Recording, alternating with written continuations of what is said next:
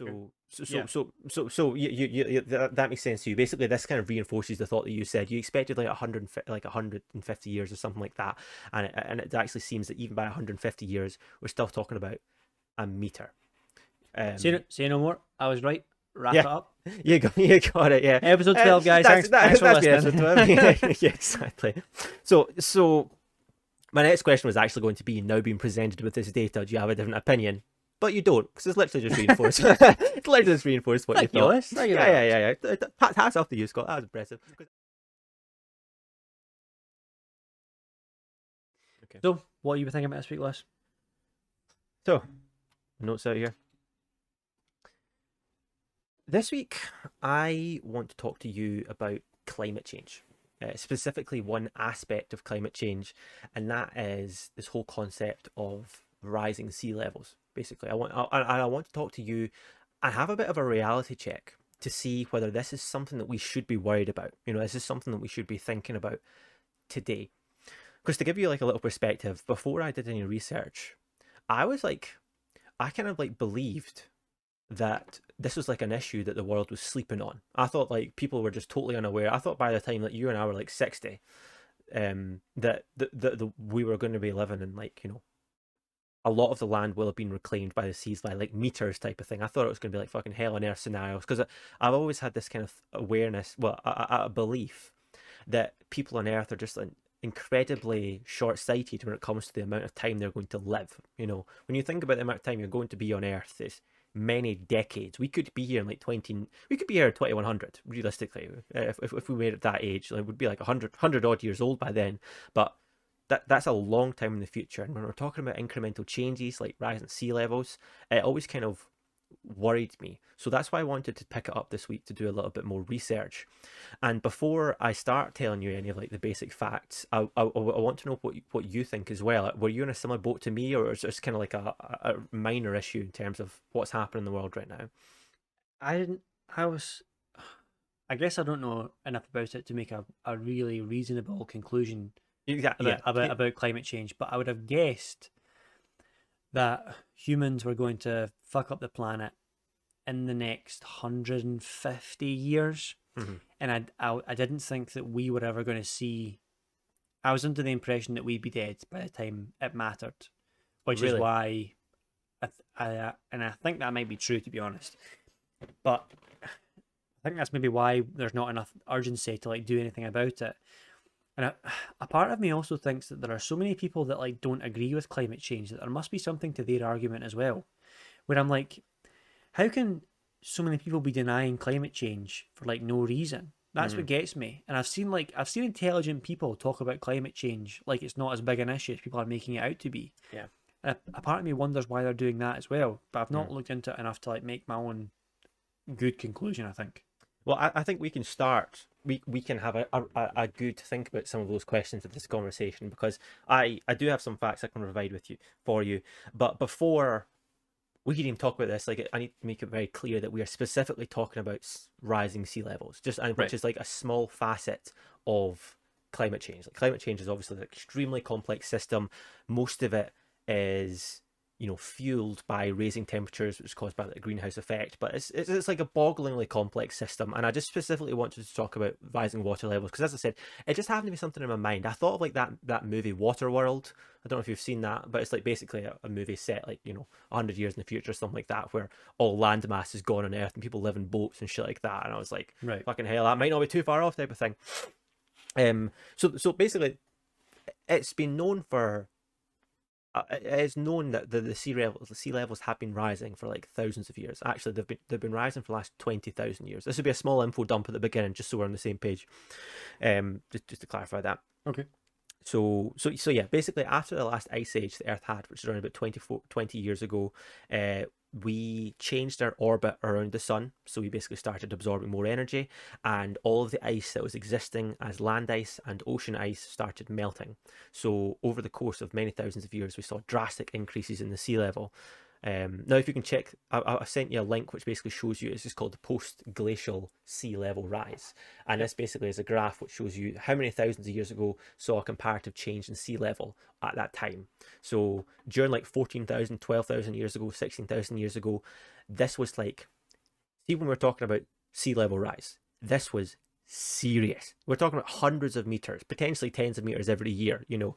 And that was basically because the actual ice that composed the world was breaking. The ice sheets that covered the entire landmass were melting, and therefore, with less ice, we're having more water. The sea levels were rising. If you actually go to modern day, at the very right hand side of this graph, well, actually, you'll see that if you actually look, it looks like we've completely plateaued and no change in sea level, right, for the Mm-hmm. last maybe 4,000 years. And this is Sure. part of the reason why I think that a lot of the people doubt that sea levels are anything we need to worry about, or like the effects that we're having on our planet are maybe as quite as severe as we have an awareness for. Is because when you look at changes in history, it's actually we're actually not doing too much. Now, because this is such a cutting edge field of science and like climate change is so topical right now, it means that there's lots of scientists that are basically looking into this issue to try and get evidence to see if we are having a direct effect on our sea levels. And the way that we can do this is pretty straightforward, actually, because all we need to do is look at the sea levels before our industrial era, so before we were producing pollutants, and comparing that to now. That was only like 300 years ago, and Yeah. 300 years is a short enough time scale that, like, you know, these changes in the changes we're seeing here with like ice sheets cracking, this is like a global effect that happens over many thousands of years. It's the cycle of which these things occur on is far too long to see any difference over like a 200-300 year period.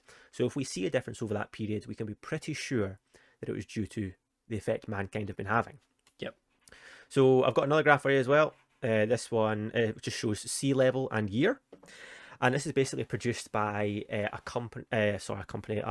research group called IPCC. I think I might need to double check that. This is basically kind of like the leading body on sea physics and sea chemistry, looking at the change in sea levels.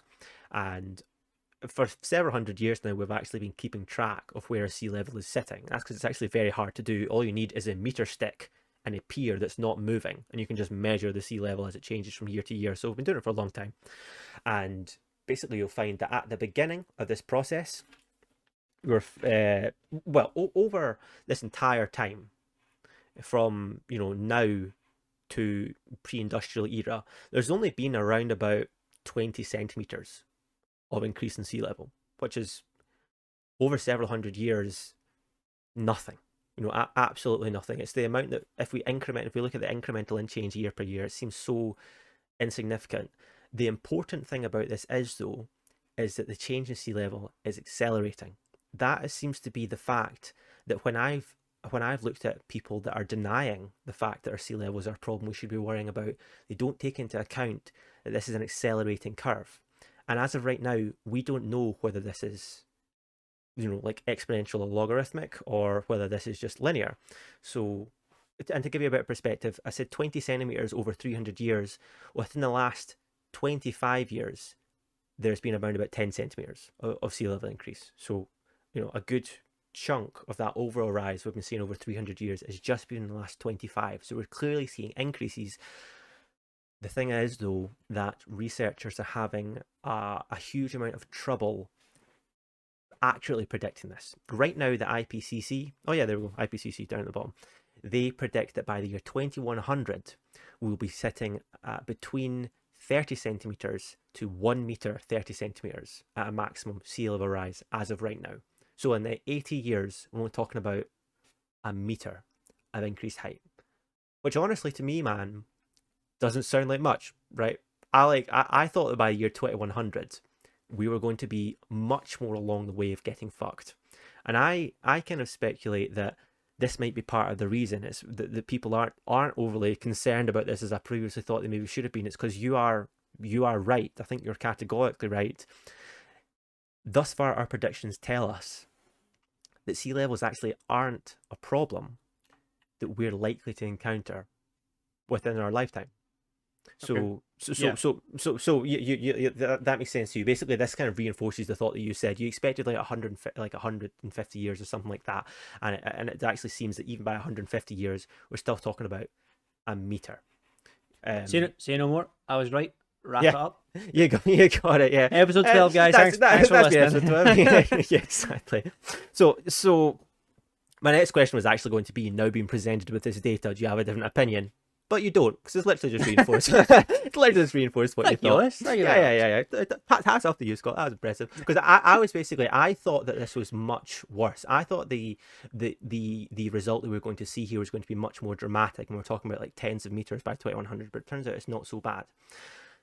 The question I then thought to myself was, though, and I don't really have an answer to this, is what type of infrastructure damage will happen if we were to see our sea level rise by like a meter? And I was really curious to hear if you had thoughts on this, because I know that you work with infrastructure and you've done work in like water systems. So I don't know if this applies to you or whether you have an idea, but like, can you imagine the potential damage or drawbacks of like, if we were to just raise the ocean by 50 centimeters?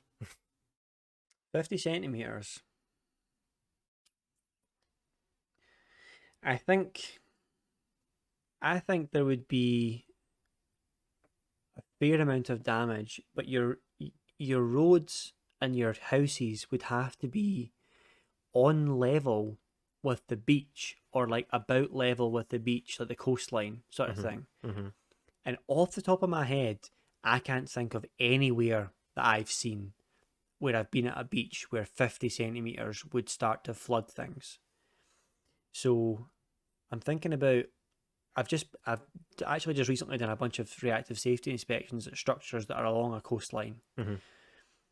and they're all higher than 50 centimeters. Like the infrastructure that we have around that coastline is all higher than 50 centimeters above where the water would go at its maximum, I think. Mm-hmm. So I think there would be some damage where that would happen. I don't think that that damage would be insurmountable. I think the problem might come because I think that, in particular, the people that live in these locations where things would be damaged, I Mm-hmm. don't think their insurance would cover them for the damage that would occur. So I'll take the place that I grew up in as an example. I grew up in a town where there was a river directly adjacent to it, and there was apparently there. I don't think there's a high risk, but It can flood. there's a significant risk, or according to insurance companies, there's a significant risk that that river might flood at Mm-hmm. some point Mm-hmm. in the next 100 years or whatever. So I know that there are people in that town that can't get insurance for their homes because insurance companies think it's too big a risk to let them have it. Basically, there's no like you'd have to insure your house for almost as much as it was worth to get insurance, sort of thing. Yeah. So they just don't offer it. I would think that the people who live in a location where 50 centimeters of water would fuck them hard. Like it would ruin their lives. Mm-hmm. And that is no exaggeration in any way, shape, or form. That would ruin someone's life. Oh yeah. And I don't think the government or insurance or anyone would do anything about it. No, I think you're right. And in terms of like whether this is something that we should be worrying about, I think it's quite telling that, for instance, insurance companies are worrying about this right now. It's because I didn't know about that case about the town in Scotland, but I knew that in America they no longer cover flooding through their crisis fund. Now, like governments have a crisis fund, a pot of money which they use for like Right. tornadoes and shit like that. That is now no longer offered. Like flooding due to seasonal flooding is taken off the table. That's because it's occurring with too much frequency now. And here's another one as well. That like apparently there's like certain places in the UK that just like locations have lost all retail value because like properties that 10, 15 years ago were always dry now are flooding 2, 3 times a year. And like even floods that are somewhat permanent and they're not, it's because like when we're talking about water damage, we're not talking about 50 centimeters constantly throughout the year. Like during high tide there will be much more dramatic effects, or like, and when it's stormy weather, we'll start to see the real damages of this, or where we'll see like particular, features of the sea which cause this type of damage. This is where the real problems come in. So it's actually quite apparent already that some corporations out there are worrying about this, and this is something that is actively being thought of. And I think I think I agree with you. I don't exactly have a good idea of the damage that water would do, but I can imagine even like 10 centimeters of actual water on your feet wreaking havoc. Like, it would ruin the foundations of your house. It would Sure. destroy all Yeah. agriculture. There'd be like soil erosion, which would make this a compounding issue because you'd no longer have the soil to stop the sea. So I can see how this would be horrific. And see, in terms of like talking about how badly people could be affected by like 50 centimeters, I have actually one more resource to show you, which is it's kind of like a Google Map type of thing made by a company called Climate Central. It seems, I thought it was called Surging Seas, but it seems to say Climate Central, and it's basically shows you an Earth map, and it uses like large data sets and like topography, and also how likely you are to be affected by increasing water levels and that type of thing, to basically come up with a risk report on areas that are going to be affected by the sea level if it was raised by a certain degree. So, for instance, do you have it open there? Yep, I do. So you can. I'm looking at the UK right now. In fact, you can look at like central Scotland right now. Actually, would be a good idea. So you just got like Edinburgh and Glasgow in the middle of the screen here, and even at like 30 centimeters, there are places that are already going to be affected by this. And it's exactly like you said. It's just coasts. It's places on rivers where you have houses at the river. So like Stirling, for instance, or like this. Basically, this area, we can start to see damage with something as little as 0.3 meters. It's really not too much before we start seeing damages. And if we like do ramp it up until 1 meter, which takes 3 seconds to load, you'll do see it does get considerably worse, and like the water starts moving considerably far inland. However, if you want a bigger shock, leave Scotland alone for a second and move down to England. Okay, so at 1 meter. Take a look at England, and you might also see the Netherlands to the right if you zoom out far enough. Netherlands is kind of a fringe case. All right. Yep. So you see, like this is the land that could theoretically be lost. It's highlighted in red. If at the current point in time there is no barricade to help hold a direct route between sea and ocean, basically. So it's like taking into account the current infrastructure that exists, and this is in no way selling you that these locations will be flooded if the oceans Because are we raised might. by this Yeah, amount. I see. Yep. Because we will put up Because defences. exactly that would be the idea which would try to enact. But you can see how drastic this effect is. And even after like 1 meter, I still think personally this is pretty bad. But the one bit of information I think that most people really misunderstand right now is that now I said that this is an accelerating event. Yep. Well, predicting past 2100 is extremely difficult, because at the end of the day, it's just so far in the future, and global climate change is such a complex solution that it's pretty fucking hard. But like the solutions that do exist are like by the year 2300, so like 200 years in the future, we're going to be at like 50 meters, or like 20 to 50 meters, and like see if you go into this map and jump up to, let's say, 25 meters. Oh, I can only go to 10. It says. Oh, I can go to 60 in mine. Interesting. Well, hopefully we'll figure that out for the viewers then. But basically, you'll start to see that the effects are much more drastic. You'll see that a lot of England is being flooded completely, and the Netherlands is completely gone, and Denmark is completely gone. So, like, this is the problems that this is what I was thinking was going to happen within our lifetimes. But in reality, it's not going to happen within our lifetimes. It's probably going to happen within grandkids to great grandkids' lifetime, And I guess that's kind of like a realization that I've had about this problem, which kind of like scares me, I suppose. It's like, we know the effects that's going to happen. We know that we're increasing the temperature, and increasing the temperature will increase the height of the ocean, we can see on a map directly in front of us the millions of lives that are going to be wrecked and ruined. We can see the agricultural land that we're going to lose. We can we can actually see the ocean eroding our very fucking coastlines in this incredible way, and it really puts into perspective for me how just incredibly scary this is. It's like we talk about people not caring about it, and I understand not caring about it. It's because actually I thought this was going to be in a much shorter time scale. And I guess in a way that's reassuring. But looking at this map, I actually feel even more dread than I felt before. Would you? Are you still kind of like not within our lifetime, not too worried about it type of thing? Because I just feel guilt looking at this.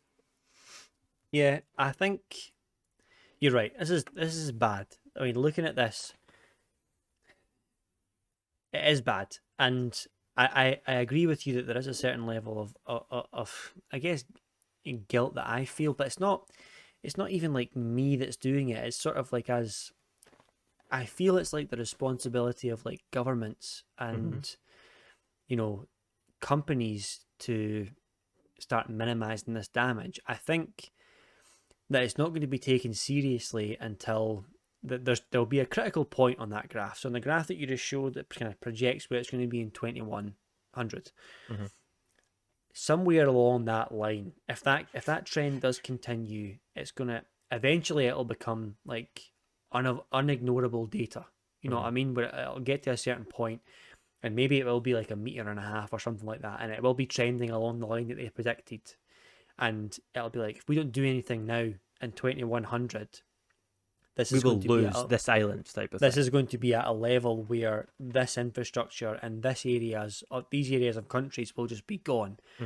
Eventually, it will become a point where, and I think unfortunately, it'll get to a point where the engine will predict that we will lose so much money because of this that the government will be like, we need to step in now, you know. And I think unfortunately, and it makes me sick that this is the case, unfortunately, it's going to get to a point where the government will no longer be able to ignore the amount of money that they're about to lose, because even if you look at, if 25 meters, if you look at it, there are like whole areas of England that will be like underwater. Lost. Yeah, you know, exactly. I'm looking at like York, like Scunthorpe.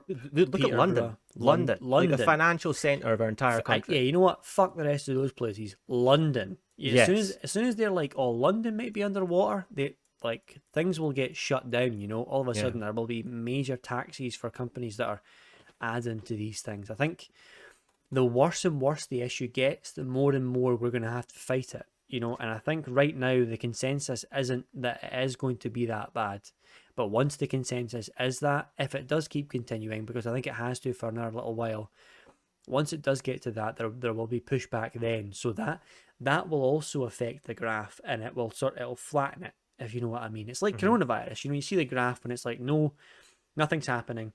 You see the graph ramping right up, and then it's when they introduce like control measures, human response, it comes right back down again. You know, it'll be like that. I think, you know, you're seeing the extents to how it can go, but it won't do that because it'll be stopped before it does get that bad, sort of thing. So I agree that it is a huge issue though, and people should be paying attention to it. But it's not quite as bad as the prediction engines predict that it might be. I thought along the same things as you. It's because I basically realised that, you know, the government will predict eventually there'll be a certain point in time that if we don't spend the money now, we'll lose money in the long term. It'll just be a numbers game. The problem is that this phenomenon I found out, and I had no idea about this. It turns out there's actually a lag between the ocean temperature increasing and the rise in sea level. And that lag is actually centuries.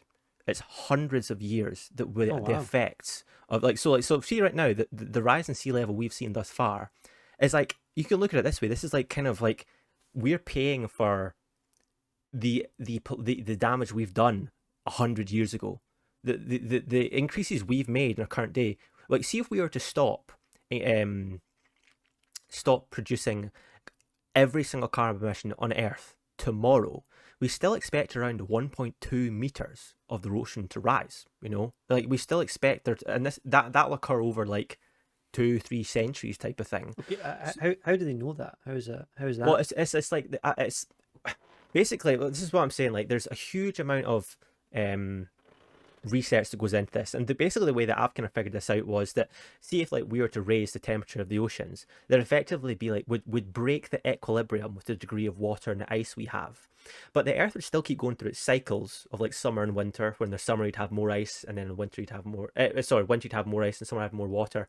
But just over many cycles, these would start equalizing themselves out a bit, where the total degree of ice would lower and the total amount of water would increase. So after several centuries, you would reach this equilibrium. It's just that the actual process in which reaching the equilibrium occurs over is very slow, and that's just due to like these glacial processes, because most of the time ice will get trapped in a solid form, but then like so, and it's like, but that's my super simplified version of it. The fact of the matter is that this is extremely complex physics we're talking about here, and I really can't overstate that enough. The processes we're talking about here are non-trivial, but we have basically determined that there is a large degree of lag between heating up the ocean and actually seeing the direct effect of that, and that's just to do with how the imbalance in water and ice takes to Hundreds of years though. mm, That seems centuries crazy. of lag.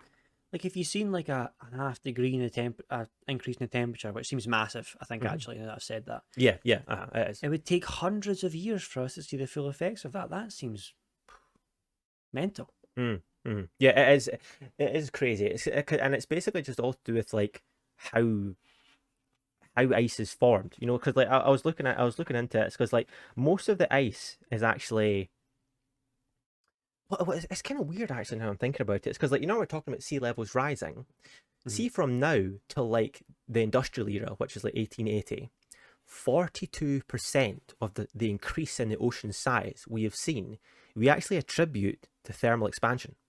It's not because there's more ice, it's because the ocean temperature is hotter, and that increases the volume of the actual water itself, just due to the basic ideal gas law type of thing.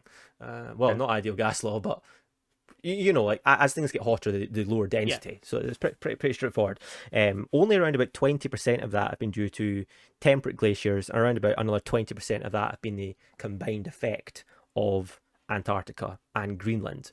And like each one of these different types of ice conversion to water is a completely separate process. You know, so like the Greenland loses, and the basic way to look at this outside of expansion is that we have the amount of ice and we have the amount of water. And if they go through cycles of water turning to ice and ice turning to water, but we're effectively losing out on ice. We're like going to this much ice this year, and then we're going to a bit less the next year and a bit less the next year. And this is remaining water in the ocean. And that's how these sea levels are rising. So it's not like it's a slow effect. It's really slow. And that's where So wait, hold on a second. So Go on. we have the temperatures are rising, and when Yes. things get hotter, they expand. Yes, that thus far has been the main effect that we have witnessed. So the temperature is rising, therefore the water that does exist in the world is getting larger because things expand as they heat up, and Yes, that accounts for 42% of the current water increase. from pre-industrial era, And the rest of it is ice melting. effectively. Yeah. Right. Okay. That makes sense. So but I'd imagine that the expansion must be, we must see the effects of that relatively quickly, I right? imagine so. Yeah. The thing is, I've not read this, so this is speculation. I imagine though that the change in the effective density would have been one of the slower timescale ones. Sure. Yeah. But when I say, like, when I'm talking about this being like a complex science, I really do. I really like, I mean it. For instance, like you mentioned, like a critical point, and like when it comes to global warming, there is like this other, they do have concepts of critical points, but this is basically like a certain temperature at which we expect certain processes to become unreversible. So like the Yeah. amount of ice that's in Greenland will never, even if we were to stop doing what we're doing this very moment, we'll never be able to re-achieve it, and this causes the cycle to almost have a positive feedback loop. You know, there's another concept here which is positive feedback, and that's apparently in Antarctica. uh Imagine like the ice being a wedge, and as you get further inland, the wedge gets thicker and thicker of Yeah. ice. So like Hmm. as you chip away a little bit of the ice, you're exposing more ice to the sea and the air. So the more you get rid of, the more surface area you have that is warming up. So like a lot of the processes we're mentioning here, they're just like insanely complex, man, but self uh, Well, about positive feedback loops. it wouldn't like chip away though, would it? It would melt. Well, yeah, no, you see, like, no, it does chip away. Like you like sheets will crash down because it no longer has enough integrity to hold itself, and then they become smaller icebergs and they go away and float. They'll no longer be part of Arctic ice held in a Right. massive billion-ton glacier. It Okay. literally chips away at the edges, and that's because they're basically being exposed to the higher sources of heat, and that's like Right. Hmm. so it's Yeah, what that's interesting. yeah, it is interesting. That's what's so crazy about it. Because as I said, like each one of these processes, like temperate glaciers, Greenland ice sheets, and Arctic ice sheets, they all have their own unique chemistry and physics, which leads to the processes we're seeing today. And like another thing is that, like, see across the entire world, the ocean isn't going to increase the same. It turns out the sea actually has a topology. There are certain areas of the sea which are several higher than the equivalent area. Like the Earth isn't a perfect sphere, and that's No. also to do with the fact that basically the density of the Earth, the different regions of the Earth are different, which leads to a different gravitational effect. Like an area of the sea, which is on top of a billion-ton lead deposit, will have a higher force of gravity. So you expect the water to be lower. So it's like it turns out the Manhattan area actually experiences, on average, a rate of increasing oceans that's twice the global average. You know, they expect due to a gathering of various other effects, they expect to be hit much worse by this. So like this is when I'm trying to talk about how predictions are so uncertain, but it's basically it's bad news for one thing, but trust me, man, incredible. I haven't even bothered including links, just because, like, for readers of the show and yourself, you just need to look up sea levels rising, and like, there's so much information out there available. The thing is, though, it's not at all trivial for a lot of it, to be honest with you. See, uh, sorry, and before, just one more thing to address. I've got maybe a bit of information which might be useful in terms of imagining this kind of lag. It's because, see, we can look back in time and look at the last time that the Earth was equivalently 2 degrees above the pre-industrial era. So we can look, and we can look at what the sea levels were at this appropriate time. And we measured that the last time the Earth was 2 degrees centigrade above pre-industrial eras, the ocean was actually 5 meters higher than it currently is, which kind of implies that, as I said, this is just an implication. This is not a fact or anything like that because it's too complex, but it might imply that if we were to get to 2 degrees above temperature, a natural equilibrium point might be that we are sitting at an equivalent increase of 5 meters of sea level. Mm-hmm. So this is what I mean. I don't know. It's a really interesting issue that I think most people aren't aware of. And the thing is, I worry that this whole concept of lag and the complexity of it means that the government will miss that point where they say to themselves, we're actually going to lose money on this because if we don't do something now, it's going to cost us more in the future. This like lag effect we have going on, it means that what we're doing right now, we aren't seeing, you know? And now that we've done it, it's done. We can't take it back. That increased heat, that stuff in the environment, it's gone now. Like I don't know. It's just get the thought of it kind of scared me because I was like, how will we know when to stop? Because like it seems like right now even scientists haven't got a fucking great idea about how bad this could be. But it seems to me that it's just a recipe for disaster, man. Absolute recipe for disaster. Yeah, it seems like a huge issue, and it definitely seems like if they don't do something sooner rather than later. But we're talking about this all the time, though. We're talking about how, and that's not me like brushing it away. We're talking about all the time how governments, businesses, people, they all do things for the short term, Mm, and they never do things for the long term. And it's I think it might be a product of like currency. It might be a product of like money. hmm And it just seems like everyone is planning for the next 5 years. Nobody is planning for the next 2 decades, sort of thing. I know. You know, when you look at, I see it all the time, especially at work, where I see there are so many inefficient processes that go around. And I'm like, if we just spent a little bit of money now, we could really save ourselves a In lot the of long money in run. the next 5 years. Yeah. If the bottom line this year just took a bit of a hit, we'd reap the benefits in 5 years Hmm. and 10 years, and we'd reap it tenfold.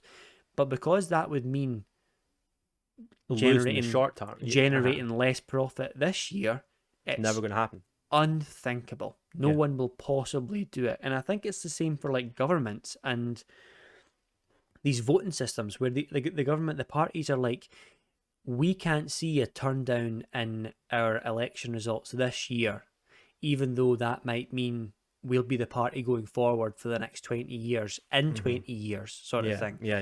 Yeah. Nobody wants to say anything that'll like drop their popularity because it's all about the next election, Hmm. It's all about keeping all these companies happy so that you can win the next election. It's not about politicians and businesses. They're not about saving the planet in 100 years' time because that's so far away to them Yeah. that doesn't fucking matter. It's not only that as well. It's like we're talking about what they're saying, but it's also like what they're doing. A politician, they could do a huge amount of good right now, but at the end of their term, when statisticians looked at the statistics and saw how much money they cost the country, how much money they saved the country, that type of thing, they look fucking abysmal. People would want to vote them out because they think to themselves they did fuck all to help us, absolutely fuck all. It could be that they're actually going to feel these benefits like 20 years down the line, but that is it's never allowed to happen, and it's something that we do come back to the podcast many times. See, the thing about like the whole this like climate change thing and like rising waters, that type of this type of thought process we're talking about here, is like I just find that I generally find that the whole concept to be so like bizarrely cruel. It's like it feels to me. I don't know this, but it feels to me as if all of human history, man, like people have worked and believe that they were working towards a better future. They've worked hard in order to provide for their kids and make the world a better place for them. We're like born in this extremely unique age where we know we are making the future a worse place by doing what we're currently doing. We're actively making less bright futures for people down the line. Like, because, I mean, I'm saying like 300 years, there might be 20 meters of flooding. Dude, humanity are not leaving anytime soon. We've been on this earth for several hundreds of thousands of years now, and unless something seriously massive happens, it's incredibly unlucky that we're ever going to leave. Like, we have to have, it would need to be a fucking global event. We have no reason to believe we shouldn't be setting up the world for people that are going to be coming down that far in the future. And we're going to be the generation that's like, they fucked it, the entire earth, like, and that's, I find it's just a profoundly sad scenario. Maybe am I being too pessimistic? Like, I don't believe that our generation or the generation before us deserves the criticism that it gets. I honestly don't think it's our fault or it's their fault that this is like happening. I think, and I mention this a lot as well, and it's one of my big arguments for independence, and it's one of my big arguments for why I think the EU referendum was good, and mm-hmm. it's because I think that the systems that we have in place, they just don't apply to the size and scale that things have come to. See, governments, democracy, currency, all of these things, they're really good for like small areas. So if you've got like two villages and they're like trading materials, it's really good to establish worth there because you know how much of your thing is worth how much of their thing. Sure. So when you start thinking about 7.5 billion people or however many people are on Earth, and you start trying to value everything to one currency, Mm-hmm. when you have like one thing that is just determining value, that system I think just becomes inherently corrupt. And over the course of the last like 3 centuries, the things that have increased value are becoming increasingly bad for things like the environment. So we think about like fossil fuels and all that. Those things are worth a lot of money, but they're incredibly bad for the environment. It's an example of how these systems have applied themselves to the world, Mm-hmm. and they have accidentally resulted in like badness.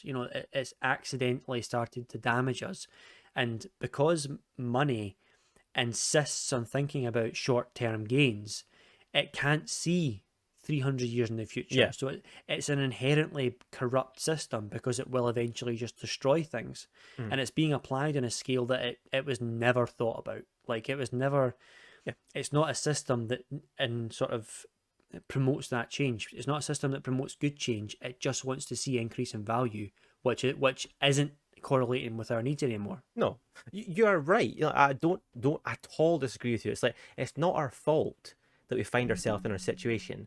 I guess what I'm thinking is it will be our fault if we don't fix this. Because we're the only people on earth right now. We can't look back and ask people questions. Sure. We can't look forward. Like, we need to be the ones that fix it.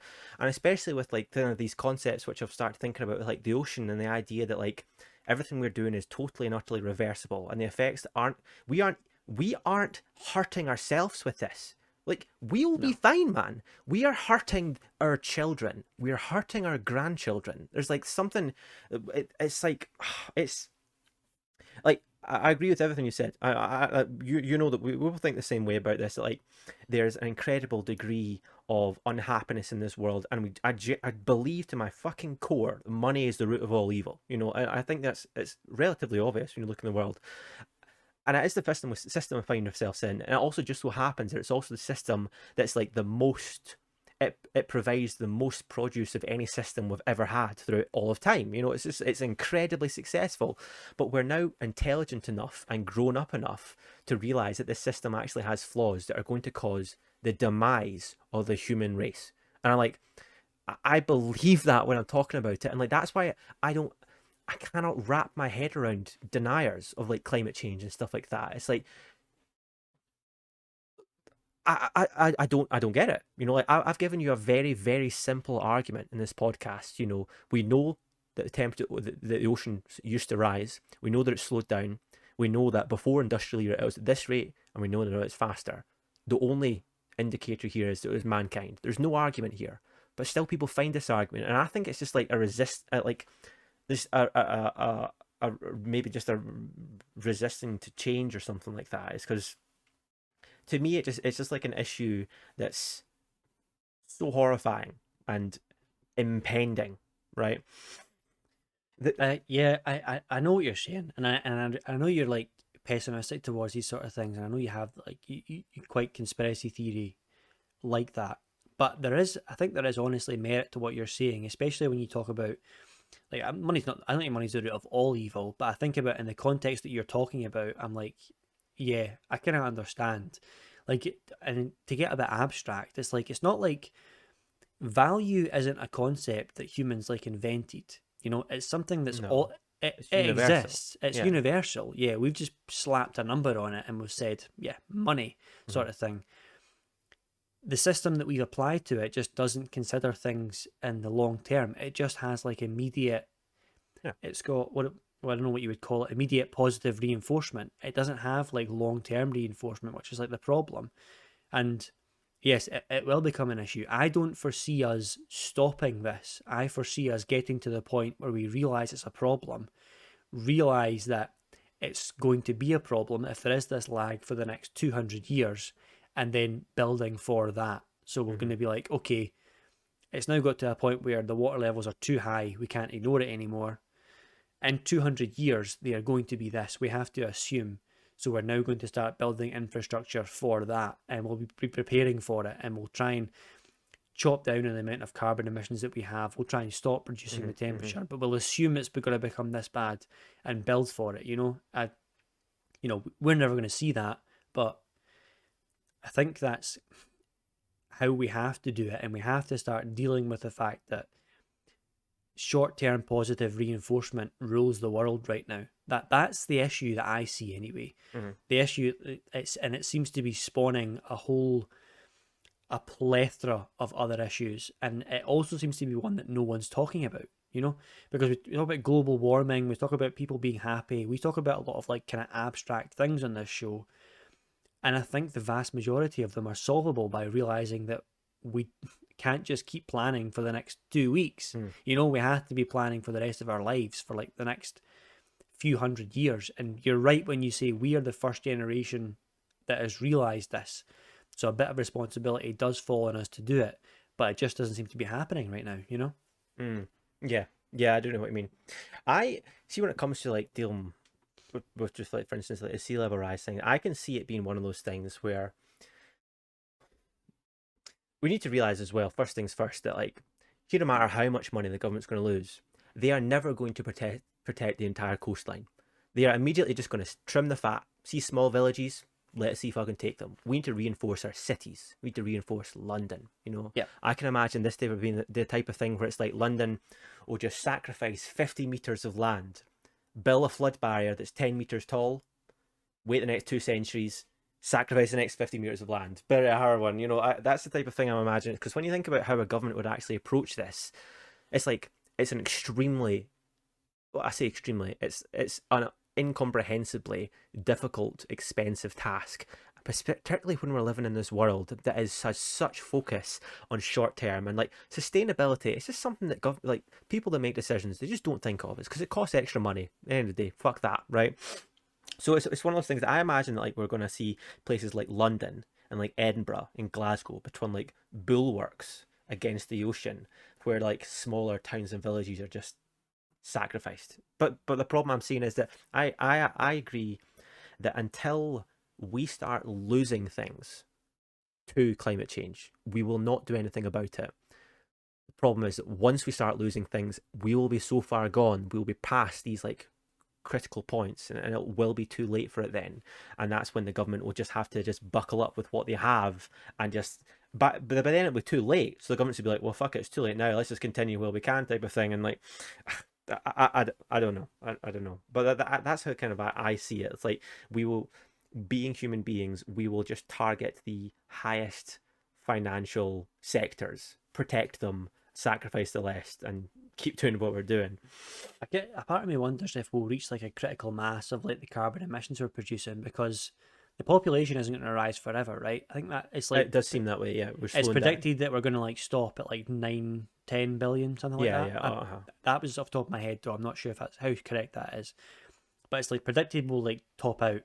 So once we get to that point, there's not going to be any more expansion, or not the expansion that we're currently witnessing. So I don't know how many years it is until we'll experience that, but once we get to that point, surely it'll just be making things more efficient. So there might be a critical point there as well where we stop exponentially increasing the amount of carbon emissions we have and we just start making more efficient processes, right? That might be a bit of a positive way to look at it, that eventually we won't be producing any more carbon emissions.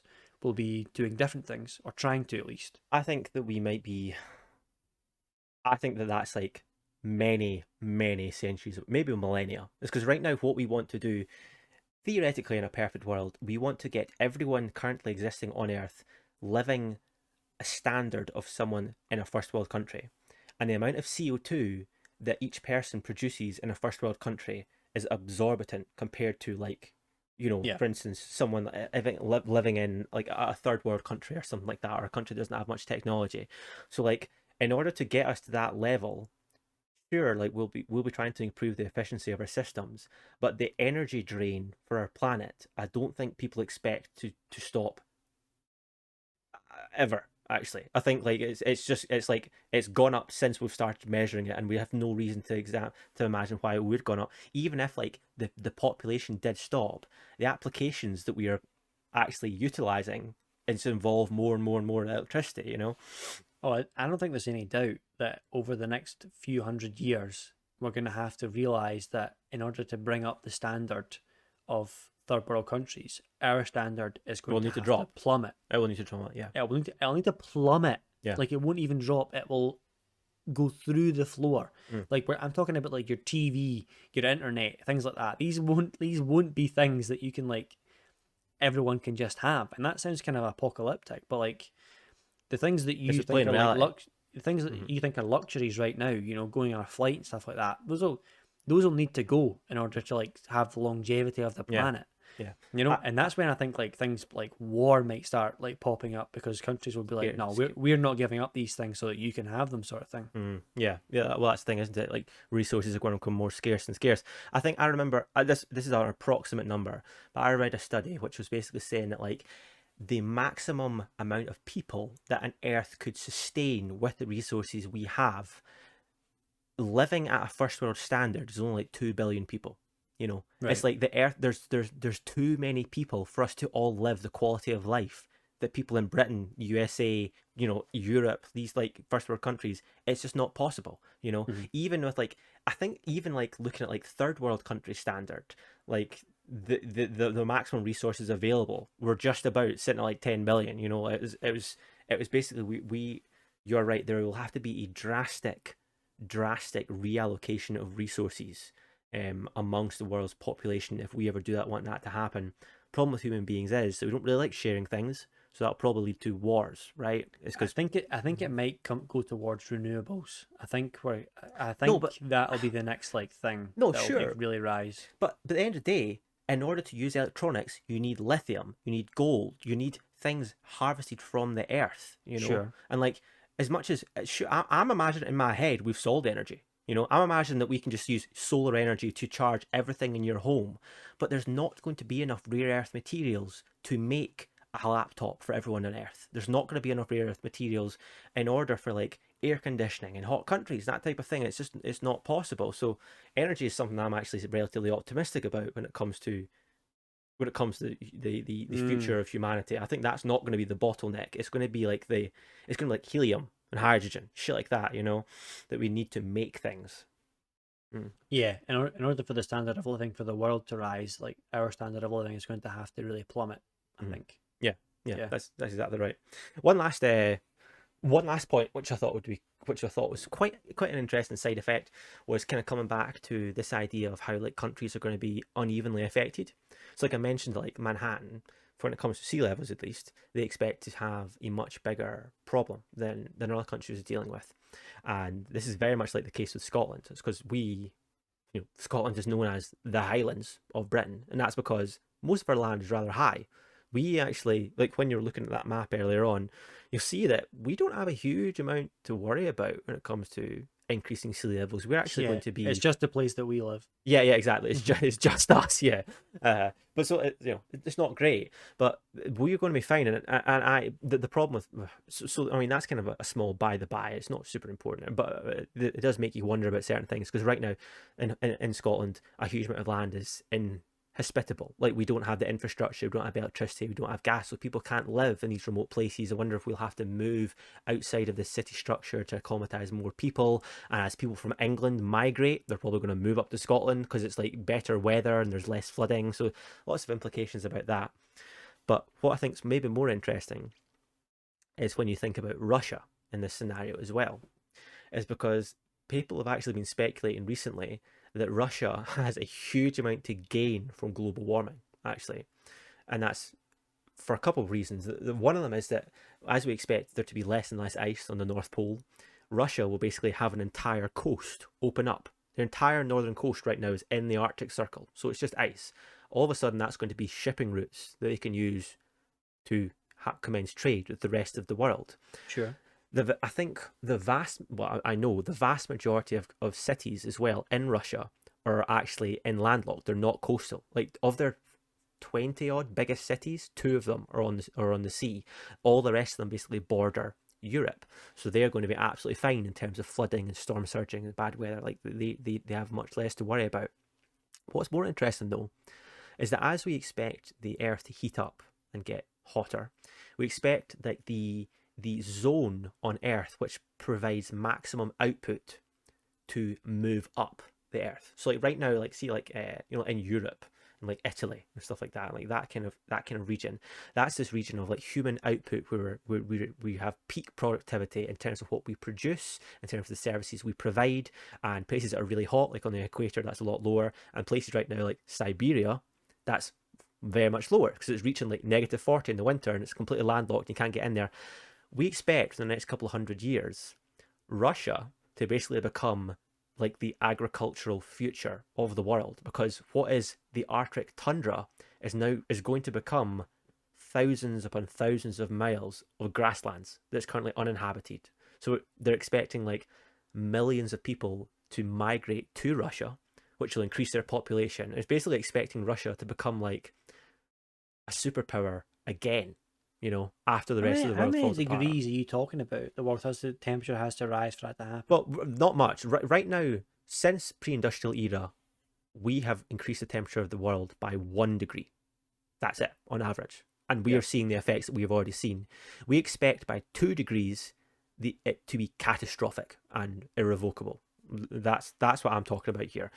In order to see like an effect on like, you know, fucking changing Russia, that's probably a couple of degrees. I think right now we're looking at our current rate is we're changing the Earth's degree by about 0.1 degree per decade. So we're not talking about that far in the future, you know. Yep. I think Yeah, that's quite interesting. yeah. So you know, maybe you should be investing in Russia. I think one of the first solutions that will probably be kicked about to this isn't like, oh, how do we stop it? It'll be like mass relocation of like people that Well, that'll will. have to be. That'll be the first problem, won't it? I think. Well, I think if they get to a critical point where they can't stop it, then that they'll have to do that. But I think instead of trying to stop it, if they can stop it, it will be like, okay, we'll just move people to like a better location. Is that something we can do so that we can Further keep inland operating as we are? type of Like thing. path of least resistance sort of thing. So yeah, I'd imagine that might be the first solution that kicks about anyway. So we'll see like, you know, where we live will be moved to somewhere else. I think that'd probably be the case. But yeah, that's quite interesting. I never thought about. I bet you Russia are fucking pumping out the carbon emissions. They're like, raise the Fuck planet this by 2 planet. degrees. We'll be winning again. Yeah, exactly. Yeah, I know. It is weird, man. It's like it's just a scenario that gets you thinking, and it's great actually. It's because I was thinking about this quite a bit beforehand, and now my perspective has actually really shifted. But even I still feel the same way, and I still think we need to do the same changes. But it's just that I thought the timescales were going to be completely different. I thought the severity was going to be completely different. I knew it was going to happen, but this has been a week on Guide where I've very much been enlightened by what I'm reading actually, and it's equally good news because at the same time I'm like, thank fuck, I won't have to worry about that. But at the same time, it's just it's still a problem, you know. It's still a problem that the Earth needs to tackle together, and it's it's a scary, really really scary one. Climate change is scary. It's a fucking horrible, scary concept, but I really think that we should be pushing conversations about it, and this is basically what it's for. Yeah, it's one that needs to be dealt with. It needs to be dealt with quickly, and it's not being done quickly. And also, the systems that we live in don't encourage it to be done quickly either, which is a huge, huge issue.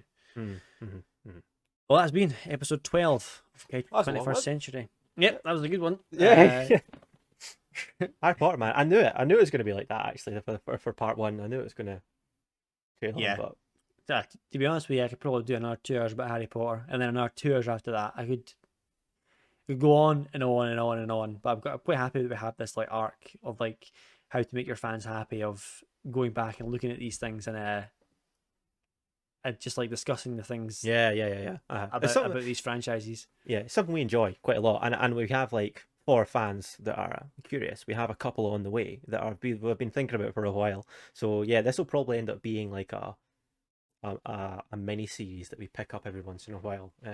It's because yeah, I enjoy when you and I talk about movies. I enjoy it quite a lot. Yeah, I enjoy thinking about them in that critical way, and like figuring out why they're good and why they're bad. Yeah, I do like that. Yeah, and it's also great. It's because every once in a while we talk about pretty serious issues. We talk about like political rights and economic states and stuff like that. And then every once in a while we just fucking get to kick back and talk about a movie we love. So that's always nice as well, isn't it? Yeah, nice to be happy one every once in a while.